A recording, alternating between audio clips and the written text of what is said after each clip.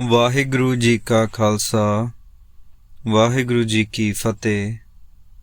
ਧੰਨ ਧੰਨ ਪੂਰਨ ਬ੍ਰਹਮ ਗਿਆਨੀ ਸੰਤ ਬਾਬਾ ਹਜ਼ਾਰਾ ਸਿੰਘ ਜੀ ਛੋਟੇ ਘੁੰਮਣਾ ਵਾਲੇ। ਅਮੋਲਕ ਬਚਨ ਅਤੇ ਉਪਦੇਸ਼। ਬਚਨ ਪਹਿਲਾ। ਸ੍ਰੀ ਗੁਰੂ ਨਾਨਕ ਦੇਵ ਜੀ ਤੇ ਗੁਰੂ ਗੋਬਿੰਦ ਸਿੰਘ ਜੀ ਇੱਕ ਸਰੂਪ ਹਨ।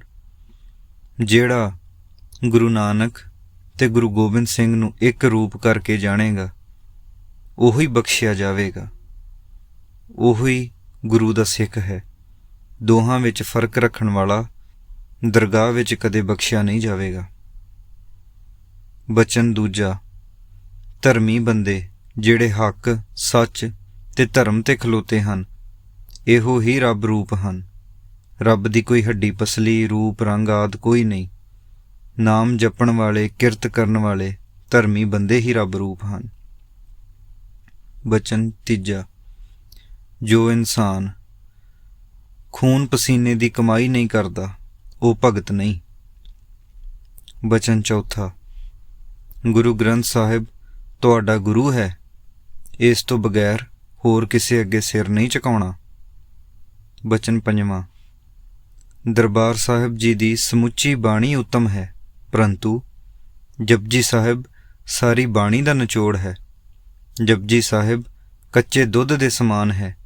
ਜਿਹੜਾ ਜਪਜੀ ਪੜ੍ਹਨ ਲੱਗ ਜਾਂਦਾ ਹੈ ਉਹ ਮੱਖਣ ਖਾਣ ਲੱਗ ਜਾਂਦਾ ਹੈ। ਬਚਨ ਛੇਵਾਂ। ਸਾਰੇ ਸ੍ਰੀ ਗੁਰੂ ਗ੍ਰੰਥ ਸਾਹਿਬ ਜੀ ਦੀ ਬਾਣੀ ਦਾ ਨਿਚੋੜ ਇਹ ਹੈ ਕਿ ਨਾਮ ਜਪੋ, ਸੱਚ ਬੋਲੋ, ਧਰਮ ਦੀ ਕਿਰਤ ਕਰੋ, ਸਤਸੰਗ ਕਰੋ, ਪੂਰਾ ਗੁਰੂ ਧਾਰੋ। ਬਚਨ ਸੱਤਵਾਂ। ਜੋ ਨਾਮ ਜਪਦਾ ਹੈ, ਸੱਚ ਬੋਲਦਾ ਤੇ ਧਰਮ ਦੀ ਕਿਰਤ ਕਰਦਾ ਹੈ, ਗੁਰੂ ਉਸ ਦੇ ਹਮੇਸ਼ਾ ਅੰਗ ਸੰਗ ਰਹਿੰਦਾ ਹੈ। ਬਚਨ ਅੱਠਵਾਂ। ਦੇਵੀ ਦੇਵਤਿਆਂ ਆਦਿ ਨੂੰ ਨਹੀਂ ਮੰਨਣਾ ਚਾਹੀਦਾ। 33 ਕਰੋੜ ਦੇਵਤੇ ਹਨ। ਇਹ ਸਾਰੇ ਗੁਰੂ ਨਾਨਕ ਦੇ ਘਰ ਨੂੰ ਹੀ ਡਾਕੇ ਮਾਰ ਰਹੇ ਹਨ। ਦੇਵੀਆਂ ਦੇਵਤੇ ਇਹ ਸਭ ਵਰ ਸਰਾਪ ਦੇ ਸਕਦੇ ਹਨ ਪਰ ਮੁਕਤੀ ਨਹੀਂ ਦੇ ਸਕਦੇ। ਇੱਕੋ ਨੂੰ ਸਿਮਰੋ ਜੋ ਜਲਾਂ ਥਲਾਂ ਵਿੱਚ ਵਸਦਾ ਹੈ। ਬਚਨ ਨੌਵਾਂ। ਸਾਰੀ ਦੁਨੀਆ ਇੱਕ ਗੁਰੂ ਨਾਨਕ ਸਾਹਿਬ ਦੇ ਝੰਡੇ ਥੱਲੇ ਹੀ ਖੜੀ ਹੋਣੀ ਚਾਹੀਦੀ ਹੈ। ਸਾਰਾ ਇੱਕੋ ਹੀ ਫਿਰਕਾ ਹੋਣਾ ਚਾਹੀਦਾ ਹੈ। ਨਾਮ ਜਪਣ ਵਾਲੇ ਸਾਂਝੇ ਮਿੰਜੇ ਹੋਣੇ ਚਾਹੀਦੇ ਹਨ, ਉਹਨਾਂ ਵਿੱਚ ਫਿਰਕਾ ਨਹੀਂ ਹੋਣਾ ਚਾਹੀਦਾ। ਬਚਨ ਦਸਵਾਂ। ਖੇਤੀਬਾੜੀ ਤੇ ਕਿਰਤ ਕਰਨ ਵਾਲੇ ਸਭ ਤੋਂ ਉੱਤਮ ਹਨ। ਬਚਨ 11ਵਾਂ। ਹਿੰਦੂਆਂ ਅਤੇ ਤੁਰਕਾਂ ਵਿੱਚ ਵਿੜ ਪੈ ਗਈ ਹੈ। ਦੋਹਾਂ ਵਿੱਚ ਫਰਕ ਤਾਂ ਹੀ ਘਟ ਸਕਦਾ ਹੈ ਜੇਕਰ ਸਾਂਝੇ ਹੋ ਕੇ ਖੰਡੇ ਬਾਟੇ ਦਾ ਅੰਮ੍ਰਿਤ ਛਕ ਕੇ ਗੁਰੂ ਨਾਨਕ ਦੇ ਝੰਡੇ ਥੱਲੇ ਇਕੱਠੇ ਹੋਣ। ਖੰਡੇ ਬਾਟੇ ਦਾ ਅੰਮ੍ਰਿਤ ਛਕਣਗੇ ਤਾਂ ਇਹਨਾਂ ਦੀ ਰੋਟੀ ਬੇਟੀ ਦੀ ਵੀ ਸਾਂਝ ਪਵੇਗੀ। ਇੱਕ ਵਾਰਾਂ ਅਜਿਹਾ ਸਮਾਂ ਆਵੇਗਾ ਜਦ ਦੁਨੀਆ ਗੁਰੂ ਨਾਨਕ ਦੇ ਝੰਡੇ ਥੱਲੇ ਇਕੱਠੀ ਹੋਵੇਗੀ। ਬਚਨ 12ਵਾਂ। ਸਭ ਤੋਂ ਉੱਤਮ ਖੇਤੀ ਹੈ। ਜੱਟ ਕਿਸਾਨ ਪ੍ਰਿਥੀਪਤ ਹਨ। ਇਹ ਬਾਣੀ ਪੜ੍ਹਨ ਅਤੇ ਮੀਟ ਸ਼ਰਾਬ ਨਾ ਖਾਣ ਤਾਂ ਇਹੋ ਹੀ ਪੂਜਣਯੋਗ ਹਨ। ਬਚਨ 13ਵਾਂ। ਮਰਨ ਉਪਰੰਤ ਕਿਸੇ ਦੀ ਸਮਾਧ ਨਹੀਂ ਬਣਾਉਣੀ ਚਾਹੀਦੀ। ਬਚਨ 14ਵਾਂ। ਮੀਟ ਸ਼ਰਾਬ ਤੰਬਾਕੂ ਕੋਈ ਵੀ ਨਸ਼ਾ ਦੇਹ ਨੂੰ ਨਹੀਂ ਹੋਣਾ ਚਾਹੀਦਾ। ਸਿਰਫ ਦਾਲ ਫੁਲਕੇ ਦਾ ਨਸ਼ਾ ਹੀ ਮਿਲਦਾ ਜਾਵੇ ਤਾਂ ਇਹੀ ਕਾਫੀ ਹੈ। ਬਚਨ 15ਵਾਂ। ਜਿੰਨੀਆਂ ਬੋਟੀਆਂ ਮਾਸ ਦੀਆਂ ਖਾਣੀਆਂ ਹਨ ਉਨੀ ਵੇਰ ਸਿਰ ਵੀ ਵਢਾਉਣਾ ਪੈਣਾ ਹੈ। ਸਾਰਿਆਂ ਵਿੱਚ ਖੁਦਾ ਵਸਦਾ ਹੈ ਤਾਂ ਫਿਰ ਕੁਕੜੀ ਨੂੰ ਕਿਉਂ ਮਾਰਦੇ ਹੋ। ਬਚਨ 16ਵਾਂ। 21 ਕੁੱਲਾਂ ਤੰਬਾਕੂ ਖਾਣ ਵਾਲੇ ਦੀਆਂ ਨਰਕਾਂ ਨੂੰ ਜਾਂਦੀਆਂ ਹਨ। 7 ਸ਼ਰਾਬੀ ਦੀਆਂ ਤੇ 1 ਭੰਗੜ ਦੀ ਵੀ ਜਾਂਦੀ ਹੈ। ਬਚਨ 17ਵਾਂ। ਆਤਮਾ ਦਾ ਹੀ ਆਨੰਦ ਸੱਚਾ ਹੈ, ਵਿਸ਼ੇ ਵਿਕਾਰ ਝੂਠੇ ਹਨ। ਆਤਮਾ ਆਨੰਦ ਸੱਚ, ਵਿਸ਼ੇ ਆਨੰਦ ਝੂਠ। ਬਚਨ 18ਵਾਂ। ਗੁਰਦੁਆਰੇ ਰਹਿਣਾ ਹੋਵੇ ਤਾਂ ਝਾੜੂ ਬਰਦਾਰ ਬਣ ਕੇ ਰਹਿਣਾ ਚਾਹੀਦਾ ਹੈ, ਚੌਧਰੀ ਬਣ ਕੇ ਨਹੀਂ ਰਹਿਣਾ ਚਾਹੀਦਾ। ਬਚਨ 19ਵਾਂ। ਜੇਕਰ ਕੋਈ ਬਾਹਰੋਂ ਗਲਤੀ ਕਰਕੇ ਫਿਰ ਗੁਰੂ ਘਰ ਆ ਕੇ ਮਾਫੀ ਮੰਗ ਲਵੇ ਤਾਂ ਬਖਸ਼ਿਆ ਜਾਵੇਗਾ, ਪਰ ਗੁਰੂ ਘਰ ਦੇ ਵਿੱਚ ਰਹਿ ਕੇ ਜਾਣ ਬੁੱਝ ਕੇ ਗਲਤੀ ਕਰਨ ਵਾਲਾ ਕਦੇ ਨਹੀਂ ਬਖਸ਼ਿਆ ਜਾਵੇਗਾ। ਬਚਨ 20ਵਾਂ। ਕੋਈ ਕੰਨਾਂ ਵਿੱਚ ਭਜਨ ਦਿੰਦਾ ਹੈ, ਕੋਈ ਫੂਕਾਂ ਮਾਰਦਾ ਹੈ, ਪਰ ਅਸੀਂ ਤਾਂ ਗੁਰੂ ਨਾਨਕ ਸਾਹਿਬ ਦੇ ਨਾਮ ਦਾ ਖੁੱਲ੍ਹਾ ਛੱਟਾ ਹੀ ਦੇ ਦਿੱਤਾ ਹੈ। ਬੰਜਰਾ ਵਿੱਚ ਵੀ ਛੱਟਾ ਦਈ ਜਾ ਰਹੇ ਹਾਂ, ਆਪੇ ਕੋਈ ਦਾਣਾ ਤਾਂ ਜ਼ਰੂਰ ਉੱਗੂ। ਬਚਨ 21ਵਾਂ। ਸੰਤਾਂ ਦੇ ਆਪਣੇ ਪ੍ਰਤੀ ਬਚਨ। ਸੁਨੇਹੇ ਬੜੇ ਆਉਂਦੇ ਹਨ ਕਿ ਇਹ ਘੁੰਮਣਾ ਵਾਲਾ ਮਰ ਗਿਆ, ਉਹ ਮਰ ਗਿਆ ਹੈ, ਪਰ ਇਸ ਨੇ ਅਜੇ 5-7 ਸਾਲ ਕੱਢ ਹੀ ਜਾਣੇ ਹਨ। ਠੀਕ ਹੀ ਸੰਤ ਜੀ ਇਹਨਾਂ ਬਚਨਾਂ ਤੋਂ 1981 ਤੋਂ 7 ਸਾਲ ਬਾਅਦ 1988 ਵਿੱਚ ਜੋਤੀ ਜੋਤ ਸਮਾਏ। ਬਚਨ 22ਵਾਂ। ਰੱਬ ਦਾ ਹੋਕਾ ਦੇਣ ਲਈ 4 ਵੇਦ ਬਣਾਏ ਸਨ, ਉਹ ਫੇਲ ਹੋ ਗਏ, ਤੇ 4 ਵੇਦਾਂ ਦਾ ਨਿਚੋੜ ਗੁਰੂ ਗ੍ਰੰਥ ਸਾਹਿਬ ਹੈ। ਜਿਹੜਾ ਪੜ੍ਹੇਗਾ, ਸੁਣੇਗਾ, ਸਤ ਕਰਕੇ ਮੰਨੇਗਾ, ਜਿਉਂਦਾ ਹੀ ਮੁਕਤ ਹੋਵੇਗਾ। ਬਚਨ 23ਵਾਂ। ਬੋੜੀ ਸਾਹਿਬ ਵਿਖੇ ਜਦੋਂ ਕੋਠਾ ਪਾਇਆ ਤਾਂ ਸੰਤਾਂ ਨੇ ਬਚਨ ਕੀਤਾ ਕਿ ਚੌਹੀਂ ਪਾਸੀਂ 4 ਖੁੱਲ੍ਹੇ ਬੂਹੇ ਰੱਖੋ, ਦਰਵਾਜ਼ਾ ਨਾ ਲਾਓ। ਬਚਨ 24ਵਾਂ। ਜੋ ਮੀਟ, ਸ਼ਰਾਬ ਤੇ ਤੰਬਾਕੂ ਨਾ ਵਰਤੇਗਾ ਉਹ ਸੰਤ ਖਾਲਸਾ ਹੈ, ਤੇ ਜੋ ਇਹਨਾਂ ਨੂੰ ਖਾਵੇਗਾ ਉਹ ਮਲੇਸ਼ ਹੈ। ਬਚਨ 25ਵਾਂ। ਸਵਾਸ ਸਵਾਸ ਭਜਨ ਕਰੋ, ਨਾ ਬੁੱਲ ਹਿੱਲੇ ਨਾ ਜੀਭ ਹਿੱਲੇ, ਕੋਲ ਖੜੇ ਆਦਮੀ ਨੂੰ ਵੀ ਪਤਾ ਨਾ ਲੱਗੇ ਕਿ ਇਹ ਨਾਮ ਸਿਮਰਨ ਕਰ ਰਿਹਾ ਹੈ। ਸਵਾਸ ਅੰਦਰ ਨੂੰ ਜਾਵੇ ਤਾਂ ਸਤਨਾਮ, ਬਾਹਰ ਨੂੰ ਆਵੇ ਤਾਂ ਵਾਹਿਗੁਰੂ ਕਰੋ। ਬਚਨ 26ਵਾਂ। ਸਤਨਾਮ ਵਾਹਿਗੁਰੂ ਗੁਰੂ ਮੰਤਰ ਹੈ। ਬਚਨ 27ਵਾਂ। ਜਿਹੜਾ ਦਿਲ ਵਿੱਚ ਸਵਾਸ ਸਵਾਸ ਭਜਨ ਕਰਦਾ ਹੈ, ਇਹੀ ਅਜੱਪਾ ਜਾਪ ਹੈ। ਅਜੱਪਾ ਜਾਪ ਕਰਨ ਵਾਲੇ ਦੀ ਦੇਹ ਸੋਨੇ ਵਰਗੀ ਨਰੋਈ ਰਹਿੰਦੀ ਹੈ, ਤੇ ਉਹ ਜੰਮਣ ਮਰਨ ਦੇ ਗੇੜ ਵਿੱਚ ਨਹੀਂ ਪੈਂਦਾ। ਬਚਨ 28ਵਾਂ। ਗੁਰਬਾਣੀ ਸਦਾ ਹੀ ਉੱਚੀ ਪੜ੍ਹਨੀ ਚਾਹੀਦੀ ਹੈ, ਤੇ ਨਿਖੇੜ ਕੇ ਪੜ੍ਹਨੀ ਚਾਹੀਦੀ ਹੈ। ਮਨ ਚਿੱਤ ਇਕਾਗਰ ਕਰਕੇ ਬਾਣੀ ਪੜ੍ਹਨ ਦਾ ਮਹੱਤਮ ਜ਼ਿਆਦਾ ਹੈ। ਬਚਨ 29ਵਾਂ। ਅਕਲ ਨਸ਼ਟ ਸੁੱਖਾ, ਧਰਮ ਨਸ਼ਟ ਤਮਾਕੂ, ਦੇਹ ਨਸ਼ਟ ਅਫੀਮ, ਧਨ ਨਸ਼ਟ ਦਾਰੂ, ਕੋਈ ਵਿਰਲਾ ਗੁਰਮੁਖ ਵਿਚਾਰੂ। ਬਚਨ 30ਵਾਂ। ਔਰਤ ਲਈ ਉਸ ਦਾ ਪਤੀ ਹੀ ਰੱਬ ਸਮਾਨ ਹੈ। ਜਿਹੜੀ ਔਰਤ ਪਤੀ ਦਾ ਸਤਿਕਾਰ ਤੇ ਕਹਿਆ ਮੰਨਦੀ ਹੈ ਉਹ ਉੱਤਮ ਹੈ, ਅਤੇ ਜਿਹੜੀ ਨਾਲ ਭਜਨ ਵੀ ਕਰਦੀ ਹੈ ਉਸ ਨੂੰ ਦੋਵਾਂ ਸਾਈਆਂ ਦੇ ਦਰਸ਼ਨ ਹੋਣਗੇ। ਬਚਨ 31ਵਾਂ। ਬਾਬਾ ਮੱਲਾ ਸਿੰਘ ਤੇ ਬਾਬਾ ਹਰਦਿੱਤ ਸਿੰਘ ਦੋਵੇਂ ਬ੍ਰਹਮ ਗਿਆਨੀ ਹੋ ਕੇ ਚਲੇ ਗਏ ਹਨ, ਕਿਸੇ ਨੂੰ ਪਤਾ ਨਹੀਂ ਲੱਗਾ। ਉਹ ਮਰੇ ਨਹੀਂ ਹਨ, ਇੱਥੇ ਹੀ ਹਨ। ਬਚਨ 32ਵਾਂ। ਬੋਹੜੀ ਸਾਹਿਬ ਦਿਨ ਰਾਤ ਲੰਗਰ ਚੱਲਦੇ ਰਹਿਣਗੇ, ਇੱਥੇ ਵਸਦੇ ਸੰਤ ਨਿਰਵੈਰ ਰਹਿਣਗੇ, ਕਿਸੇ ਧੜੇ ਵਿੱਚ ਨਾ ਪੈਣਗੇ। ਸੱਚ ਦਾ ਨਗਾਰਾ ਜਦੋਂ ਲੱਗੂ ਬੋਹੜੀ ਸਾਹਿਬ ਤੋਂ ਲੱਗੂ। ਬਚਨ 33ਵਾਂ। ਔਰਤਾਂ ਕੰਨਾਂ ਵਿੱਚ ਗਹਿਣੇ ਤੇ ਹੋਰ ਸਰੀਰਕ ਸਜਾਵਟ ਪਾ ਕੇ ਗੁਰੂ ਘਰ ਨਾ ਆਉਣ। ਬਚਨ 34ਵਾਂ। ਚਾਹ ਵੀ ਨਹੀਂ ਪੀਣੀ ਚਾਹੀਦੀ, ਤੰਬਾਕੂ ਦੀ ਪੁੱਠ ਚਾੜਨ ਲੱਗ ਪਏ ਹਨ, ਸਿਗਰਟ ਦਾ ਤਾਂ ਧੂੰਆਂ ਵੀ ਨਹੀਂ ਲੈਣਾ ਚਾਹੀਦਾ। ਬਚਨ 35ਵਾਂ। ਬੱਸ ਜਾਂ ਗੱਡੀ ਵਿੱਚ ਜੇਕਰ ਕੋਈ ਬੀੜੀ ਸਿਗਰਟ ਪੀਂਦਾ ਮਿਲੇ ਤਾਂ ਉਸ ਨੂੰ ਨਿਮਰਤਾ ਨਾਲ ਬੇਨਤੀ ਕਰੋ। ਜੇਕਰ ਮੰਨ ਜਾਵੇ ਤਾਂ ਠੀਕ, ਨਹੀਂ ਤੇ ਗਾਂਹ ਪਿਛਾਂ ਹੋ ਕੇ ਵੇਲਾ ਕੱਢ ਲਓ। ਸਿਗਰਟ ਦਾ ਧੂੰਆਂ ਵੀ ਨਹੀਂ ਲੈਣਾ ਤੇ ਕਿਸੇ ਨਾਲ ਲੜਨਾ ਝਗੜਨਾ ਵੀ ਨਹੀਂ। ਬਚਨ 36ਵਾਂ। ਸੂਹਾ ਰੰਗ ਨਹੀਂ ਪਹਿਨਣਾ, ਸੂਹਾ ਰੰਗ ਵਿਕਾਰ। ਬਚਨ 37ਵਾਂ। ਲੋਕ ਇੱਕ ਦੂਜੇ ਨੂੰ ਗਿਆਨੀ ਗਿਆਨੀ ਬੜੇ ਆਖਦੇ ਹਨ, ਪਰ ਅਸਲ ਗਿਆਨੀਆਂ ਦਾ ਕਾਲ ਪੈ ਗਿਆ ਹੈ। ਵੈਸ਼ਨੋ ਬਿਰਤੀ ਦਾ ਵੀ ਕਾਲ ਪੈ ਗਿਆ ਹੈ। ਗਵਾਂਢੀਆਂ ਦੇ ਕੁਕੜੀ ਰਿੱਝਦੀ ਹੋਵੇ ਤਾਂ ਚੋਰੀ ਛਿਪੇ ਕੰਧ ਥਾਣੀ ਕੌਲੀ ਤਾਂ ਨੂੰ ਕਰਕੇ ਮੰਗਦੇ ਹਨ। ਬਚਨ 38ਵਾਂ। ਹਿੰਦੂ ਤੇ ਮੁਸਲਮਾਨ ਇੱਕ ਦੂਜੇ ਨੂੰ ਕਾਫਰ ਆਖਦੇ ਹਨ। ਜੇਕਰ ਦੋਵਾਂ ਦੀ ਵਿੜ ਪਈ ਰਹੀ ਤਾਂ ਗੁਰੂ ਨਾਨਕ ਦੀ ਕਲਾਮ ਜ਼ਾਹਰ ਨਹੀਂ ਹੋਵੇਗੀ।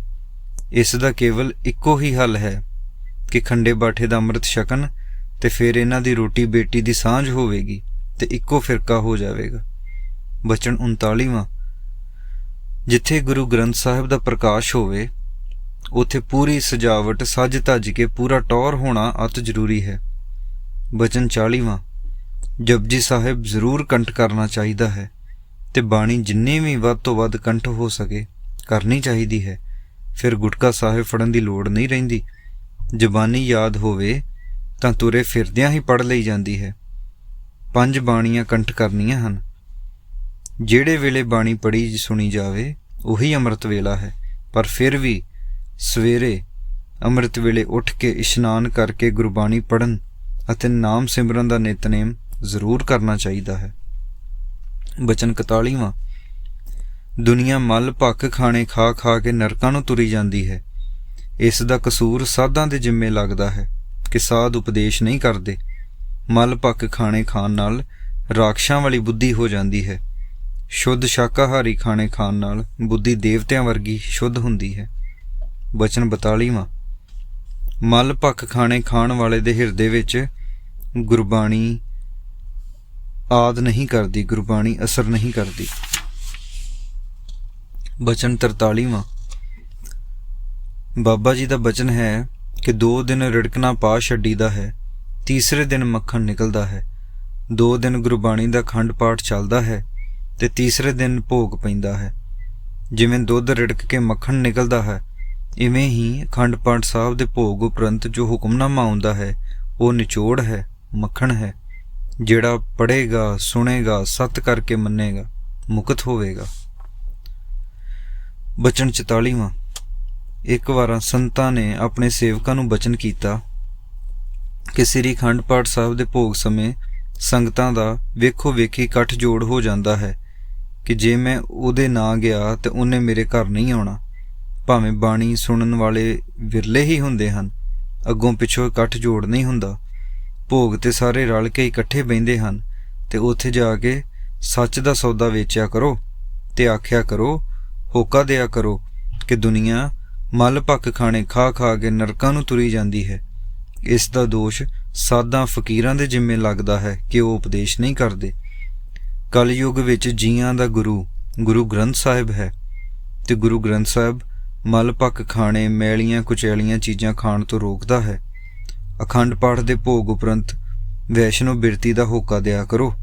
ਜੋ ਹਾਜ਼ਰ ਸੰਗਤ ਹੋਵੇਗੀ ਉਸ ਵਿੱਚੋਂ ਜਗਤ ਗੁਰੂ ਗ੍ਰੰਥ ਸਾਹਿਬ ਜੀ ਦੀ ਹਜ਼ੂਰੀ ਵਿੱਚ ਇਹਨਾਂ ਬਚਨਾਂ ਨੂੰ ਸੱਤ ਕਰਕੇ ਮੰਨਦੇ ਹੋਏ ਜੋ ਮਾਈ ਭਾਈ ਵੈਸ਼ਨੋ ਬਿਰਤੀ ਰੱਖਣ ਲਈ, ਨਸ਼ੇ ਤਿਆਗਣ ਲਈ ਸੰਗਤ ਵਿੱਚ ਬਾਂਹ ਖੜੀ ਕਰਨਗੇ, ਸਾਰੀ ਸੰਗਤ ਗਵਾਹ ਹੋਵੇਗੀ। ਉਹ ਧਰਮ ਦੀ ਕਿਰਤ ਕਰਨਗੇ, ਬਾਣੀ ਪੜ੍ਹਨਗੇ, ਟਿਚਰਬੀਨੀਆਂ ਫਰੇਬ ਛੱਡ ਕੇ ਨਾਮ ਜਪਣਗੇ ਤਾਂ ਉਹਨਾਂ ਨੂੰ ਲੇਖਾ ਕੋਈ ਨਾ ਪੁੱਛੇਗਾ। ਗੁਰੂ ਗ੍ਰੰਥ ਸਾਹਿਬ ਜੀ ਅਤੇ ਹਜ਼ੂਰੀ ਵਿੱਚ ਬਿਰਾਜਮਾਨ ਸੰਗਤ ਸਭ ਤੋਂ ਵੱਡੀ ਹੈ, ਬਖਸ਼ਣਯੋਗ ਹੈ।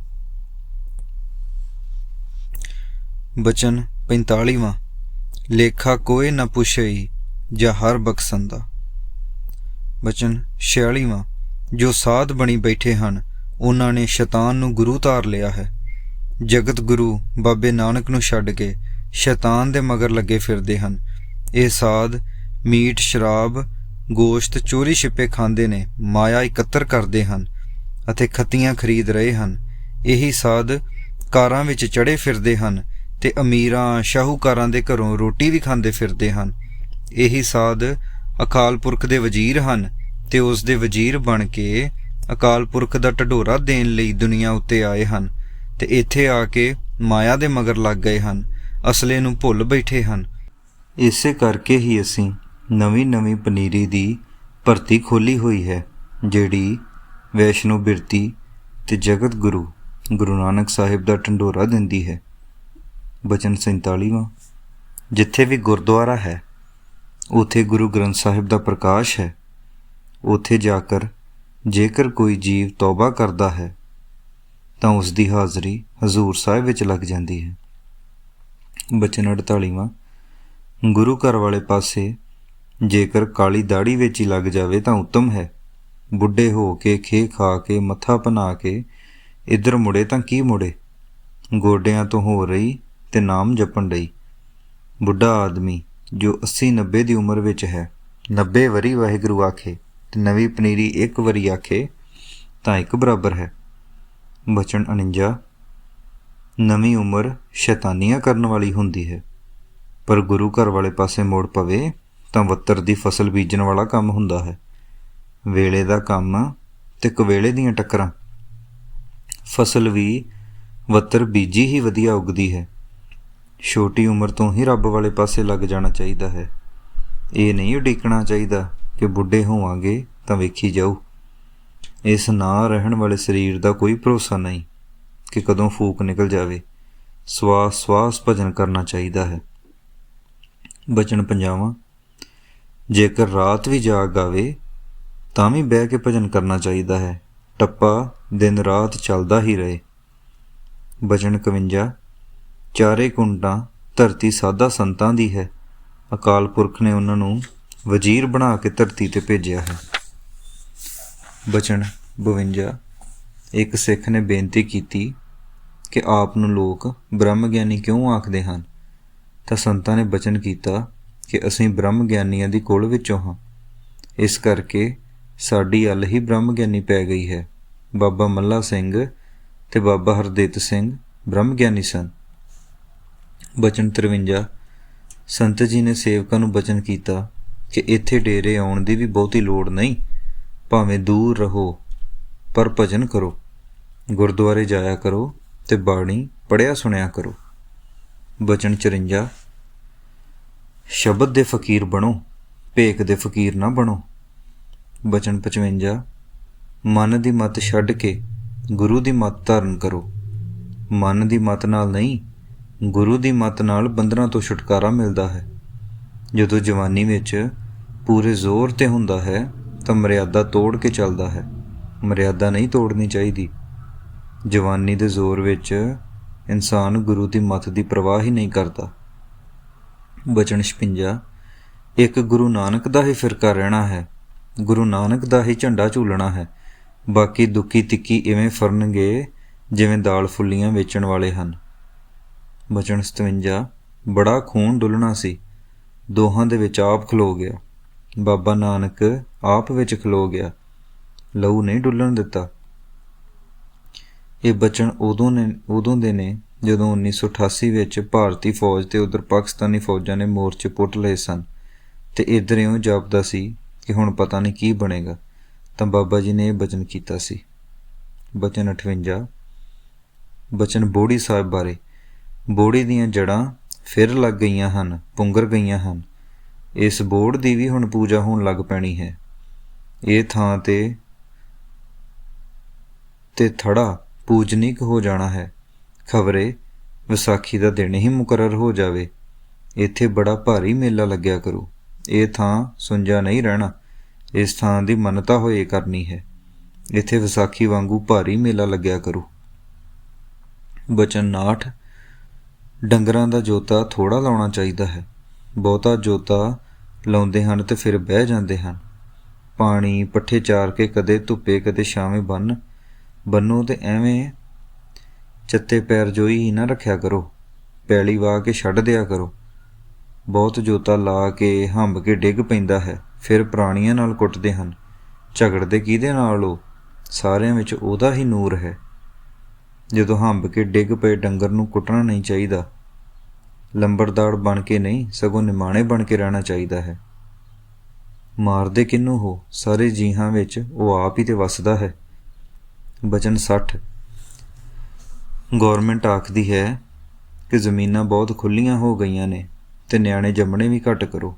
ਜ਼ਮੀਨਾਂ ਵਿੱਚੋਂ ਦੱਬਾਂ ਪੁੱਟ ਦਿੱਤੀਆਂ ਹਨ, ਦਰਿਆਵਾਂ ਕੰਢੇ ਧੁੱਸੀਆਂ ਬਣ ਦਿੱਤੀਆਂ ਹਨ, ਪਰ ਬੰਦਿਆਂ ਦੀ ਹੀ ਜੈ ਹੈ। ਅੰਨ ਦਾਣਾ ਬਹੁਤ ਹੋਣ ਲੱਗ ਪਿਆ ਹੈ। ਪਿਛਲੇ ਸਮਿਆਂ ਵਿੱਚ ਇੰਨਾ ਅੰਨ ਪੈਦਾ ਨਹੀਂ ਸੀ ਹੁੰਦਾ। ਪਿਛਲੇ ਸਮਿਆਂ ਵਿੱਚ ਚੂੜੀਆਂ ਬਹੁਤ ਬਣਦੀਆਂ ਰਹੀਆਂ ਸਨ, ਹੁਣ ਸਿੰਘਾਂ ਦੇ ਸ਼ਸਤਰ ਬਣਿਆ ਕਰਨਗੇ। ਬਚਨ 61, ਇਸ ਨਾ ਰਹਿਣ ਵਾਲੀ ਜ਼ਿੰਦਗੀ ਦਾ ਕੋਈ ਇਤਬਾਰ ਨਹੀਂ। ਸਰੀਰ ਨਾਸ਼ਵਾਨ ਹੈ ਪਰ ਆਤਮਾ ਅਮਰ ਹੈ, ਉਹ ਨਹੀਂ ਮਰਦੀ। ਦੇਹ ਨੇ ਨਾਸ਼ ਜ਼ਰੂਰ ਹੋਣਾ ਹੈ।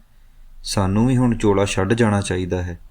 ਦੇਹ ਦੇ ਦਰਸ਼ਨਾਂ ਦੀ ਕੋਈ ਗੱਲ ਨਹੀਂ ਹੁੰਦੀ। ਨਾਮ ਜਪਣ ਵਾਲੇ ਨੂੰ 8 ਪਹਿਰ ਦਰਸ਼ਨ ਹੋਣਗੇ। ਨਾਮ ਜਪੋ, ਸੱਚ ਬੋਲੋ, ਧਰਮ ਦੀ ਕਿਰਤ ਕਰੋ, ਬਾਣੀ ਪੜ੍ਹੋ ਸੁਣੋ, ਗੁਰੂ ਤੁਹਾਡੇ ਨਾਲ ਹੈ।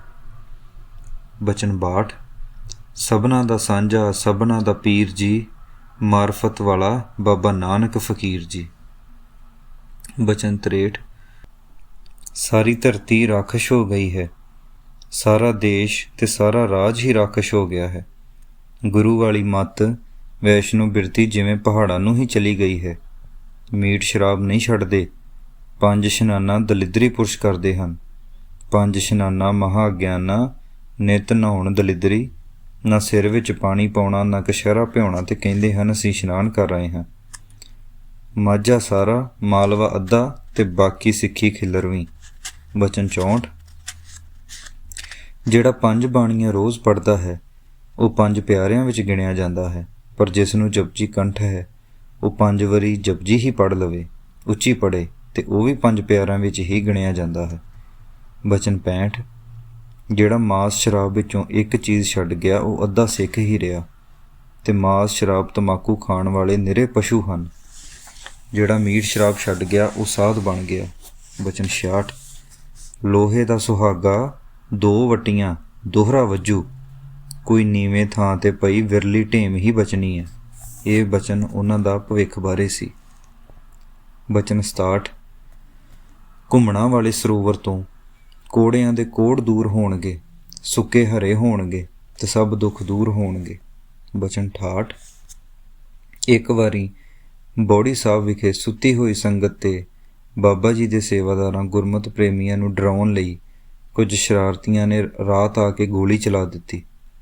ਬਾਬਾ ਜੀ ਨੂੰ ਜਿਵੇਂ ਪਹਿਲਾਂ ਹੀ ਪਤਾ ਹੋਵੇ, ਰਾਤ ਉੱਠ ਕੇ ਬੌੜੀ ਸਾਹਿਬ ਵਾਲੇ ਪਾਸੇ ਤੁਰ ਪਏ ਤੇ ਕਹਿਣ ਲੱਗੇ ਅਸੀਂ ਬੌੜੀ ਨੂੰ ਚੱਲੇ ਹਾਂ। ਪਰ ਸੰਗਤ ਨੇ ਕਿਹਾ ਕਿ ਬਾਬਾ ਜੀ ਰਾਤ ਬਹੁਤ ਹੈ, ਕਾਲੀ ਰਾਤ ਹੈ, ਦਿਨ ਚੜ੍ਹੇਗਾ ਤੇ ਜਾਵਾਂਗੇ। ਬਦੋ ਬਦੀ ਸੰਗਤ ਨੇ ਬਾਬਾ ਜੀ ਨੂੰ ਰੋਕ ਲਿਆ। ਇੰਨੇ ਨੂੰ ਬੌੜੀ ਸਾਹਿਬ ਤੋਂ ਇੱਕ ਸੇਵਾਦਾਰ ਆ ਗਿਆ ਤੇ ਕਹਿਣ ਲੱਗਾ ਬਾਬਾ ਜੀ ਮੁੰਡੇ ਆ ਕੇ ਦਾਬੇ ਮਾਰਦੇ ਨੇ। ਬਾਬਾ ਜੀ ਨੇ ਬਚਨ ਕੀਤਾ ਕਿ ਅਸੀਂ ਤਾਂ ਜਾ ਰਹੇ ਸਾਂ, ਪਰ ਇਹਨਾਂ ਨੇ ਬਦੋ ਬਦੀ ਸਾਨੂੰ ਰੋਕ ਲਿਆ। ਬਾਬਾ ਜੀ ਨੇ ਬਚਨ ਕੀਤਾ ਕਿ ਇਹ ਲੋਕ ਗੁਰੂ ਘਰ ਤੋਂ ਮੁਨਕਰ ਹੋ ਗਏ ਨੇ, ਇਹਨਾਂ ਨੇ ਸ਼ਰਾਬ ਪੀਤੀ ਹੋਈ ਹੈ, ਹੋਰ ਕੋਈ ਥਾਂ ਨਹੀਂ ਲੱਭਾ ਤੇ ਸਾਧਾਂ 'ਤੇ ਹੀ ਆਣ ਪਏ ਹਨ। ਗੁਰੂ ਘਰ ਨਾਲ ਟੱਕਰ ਲਾ ਕੇ ਕਿਸੇ ਨੇ ਕਦੀ ਕੁਝ ਨਹੀਂ ਖਟਿਆ, ਗਵਾਇਆ ਹੀ ਹੈ। ਜਿੱਥੋਂ ਤੱਕ ਸੂਰਜ ਤੇ ਚੰਦਰਮਾ ਦੀ ਰੋਸ਼ਨੀ ਹੈ ਉੱਥੋਂ ਤੱਕ ਗੁਰੂ ਨਾਨਕ ਸਾਹਿਬ ਦਾ ਝੰਡਾ ਝੂਲਣਾ ਹੈ, ਇੱਕੋ ਫਿਰਕਾ ਚੱਲਣਾ ਹੈ, ਬਾਕੀ ਹੋਰ ਸਭ ਫਿਰਕੇ ਫਿਰਕੀਆਂ ਬੰਦ ਹੋ ਜਾਣਗੇ। ਗੁਰੂ ਨਾਨਕ ਦੇ ਝੰਡੇ ਹੇਠ ਖਲੋਤੇ ਵਿਅਕਤੀ ਨੂੰ ਨਿਰਭੈ ਹੋ ਕੇ ਫਿਰਨਾ ਚਾਹੀਦਾ ਹੈ। ਬਚਨ 69। ਬੌੜੀ ਵਾਲਾ ਹੋਟਲ ਦਿਨ ਰਾਤ ਚੱਲਦਾ ਰਹੂ, ਇੱਥੇ ਤੁਰੇ ਜਾਂਦਿਆਂ ਹੀ ਲੰਗਰ ਮਿਲ ਜਾਂਦਾ ਹੈ। ਬਚਨ 70। ਜਿਹੜੇ ਮੁੰਡੇ 16 ਜਮਾਤਾਂ ਪੜ੍ਹੇ ਹਨ ਉਹਨਾਂ ਨੂੰ ਬਾਣੀ ਪੜ੍ਹਨੀ ਨਹੀਂ ਆਉਂਦੀ। ਜਿਹੜਾ ਇੱਥੇ ਆ ਕੇ 2 ਮਹੀਨੇ ਲਾ ਜਾਂਦਾ ਹੈ ਉਹ ਬਾਣੀ ਪੜ੍ਹਨ ਲੱਗ ਜਾਂਦਾ ਹੈ। ਬਚਨ 71। ਜਥੇਦਾਰ ਮੱਖਣ ਸਿੰਘ ਦੇ ਭੋਗ ਉਪਰੰਤ ਸੰਗਤਾਂ ਨੇ ਬੇਨਤੀ ਕਰਨ ਤੇ ਬਾਬਾ ਜੀ ਨੇ ਸੇਵਾਦਾਰ ਹਰਮੀਤ ਸਿੰਘ ਨੂੰ ਖੰਡ ਪਾਠ ਲਿਖਣ ਲਈ ਜਥੇਦਾਰ ਬਣਾਇਆ ਤੇ ਬਚਨ ਕੀਤਾ ਕਿ ਪਾਠ ਲਿਖੋ ਤੇ ਪਾਠਾਂ ਤੇ ਅਪੜੋ ਵੀ। ਜਥੇਦਾਰ ਬਲਵਿੰਦਰ ਸਿੰਘ ਕੋਟਲਾ ਚਾਲ ਵੀ ਕਾਫੀ ਦੇਰ ਸ੍ਰੀ ਖੰਡ ਪਾਠ ਲਿਖਣ ਦੀ ਸੇਵਾ ਬਾਬਾ ਜੀ ਦੇ ਹੁਕਮ ਨਾਲ ਕਰਦੇ ਰਹੇ ਹਨ। ਬਚਨ 72। ਘੁੰਮਣੀ ਫਾਟਕ ਤੱਕ ਬਾਜ਼ਾਰ ਬਣ ਜਾਣਗੇ, ਇੱਥੋਂ ਹੀ ਬਟਾਲਾ ਦਿਸਿਆ ਕਰੂ। ਬਚਨ 73।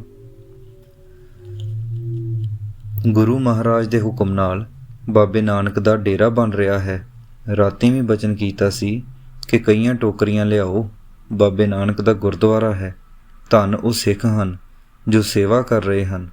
ਬਾਬੇ ਨਾਨਕ ਦੇ ਗੁਰਦੁਆਰੇ ਦੀ ਤਨ ਮਨ ਤੇ ਧਨ ਨਾਲ ਸੇਵਾ ਕਰੋ। ਬਚਨ 74।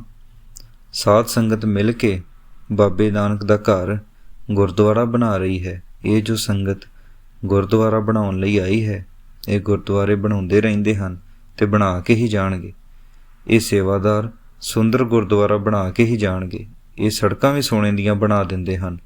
ਬੜੇ ਵੱਡੇ ਮਹੱਲ ਇੱਥੇ ਬਣਨੇ ਹਨ, 8 ਪਹਿਰ ਲੰਗਰ ਲੱਗਣੇ ਹਨ ਅਤੇ ਹੋਰ ਬਹੁਤ ਕੁਝ ਇੱਥੇ ਬਣਨਾ ਹੈ। ਬਚਨ 75।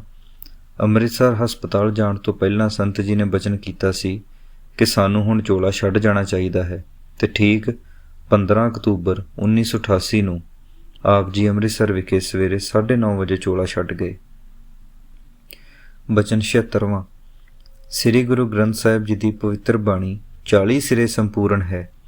ਸ੍ਰੀ ਅਖੰਡ ਪਾਠ ਦੀ ਭੇਟਾ ਵੀ 40 ਰੁਪਈਏ ਹੀ ਹੋਣੀ ਚਾਹੀਦੀ ਹੈ ਅਤੇ ਚੜ੍ਹਾਵਾ ਖੰਡ ਪਾਠੀਆਂ ਨੂੰ ਮਿਲਣਾ ਚਾਹੀਦਾ ਹੈ।